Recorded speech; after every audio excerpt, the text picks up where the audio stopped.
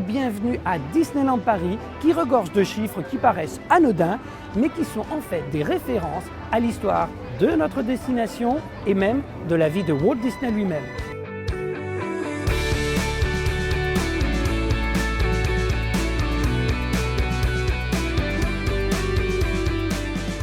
À chaque fois que le chiffre 92 apparaît dans le décor, c'est une référence à 1992, l'année de l'ouverture de Disneyland Paris. À Annette's Diner, sur la plaque arrière de cette Corvette, on trouve la date complète de l'ouverture de Disneyland Paris.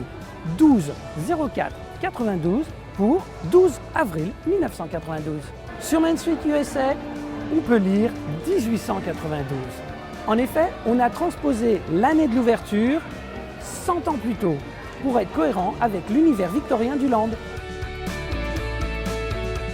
On trouve aussi cette référence dans le lobby du Disneyland Hotel.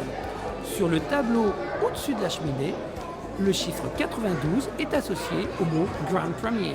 Si 92 est très populaire dans notre parc, à la cabane des Robinson, on trouve également une référence à l'ouverture de Disneyland en Californie, en 1955, le 17 juillet. Et au parc Walt Disney Studios, on rend hommage à cette ouverture avec ce distributeur à journaux.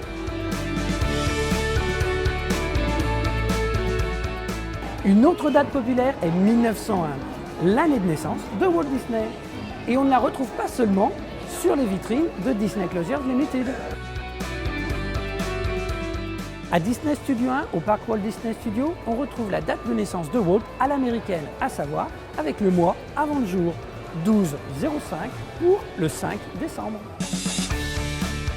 Au backlot, on retrouve la date de naissance complète à la française, le 5 décembre 1901.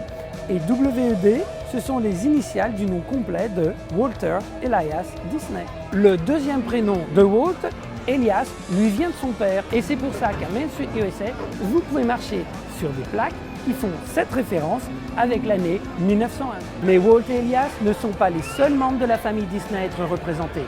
Ici, la référence aux frères de Walt, Roy Oliver Disney, né le 24 juin 1893.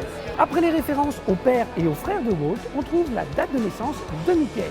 Encore une fois à l'américaine, 11/18 pour 18 novembre, la date de sortie de Steamboat Willie, le premier film de Mickey.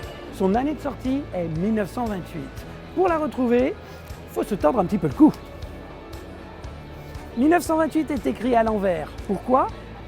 Ça, c'est une autre histoire. Certains numéros ne sont pas des références purement Disney. 1888, par exemple, c'est un cas complexe. Sur la devanture de Boardwalk Candy Palace, c'est la référence à 1988, le début de la construction de Disneyland Paris. Mais sur cette façade, il est associé au nom Tilliou dans la mention Tilliou Building. À la fin des années 1800, George Tilliou est le créateur des premiers parcs d'attractions en Amérique, comme le prouve cette fresque murale dans la boutique. À cette époque, les parcs d'attractions sont sur des grandes jetées en bois qu'on appelle des boardwalks, d'où le nom de cette boutique, Boardwalk Candy Palace. Et comme on l'a déjà mentionné, 1892 fait référence à 1992, l'ouverture de la boutique.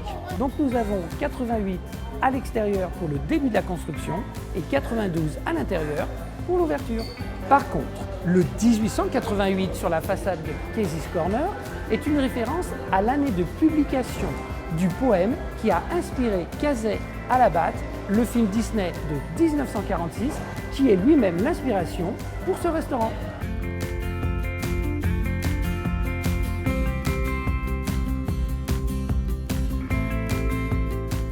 L'histoire que j'ai choisie pour la fin de cet épisode a un rapport avec la création de tous les parcs. Le numéro de votre vol Star Tours est le 1401. Et je dis bien 1401 car c'est la façon de dire une adresse aux États-Unis. À votre avis, pourquoi? Si vous faites attention, 1401 apparaît également sur le fronton de Walt's An American Restaurant. Et ce n'est pas une coïncidence. En effet, depuis 1952, la maison mère de Walt Disney Imagineering est basée à Glendale en Californie à l'adresse 1401 Flower Street. Le dernier chiffre de cet épisode est l'indice pour le prochain épisode. À bientôt!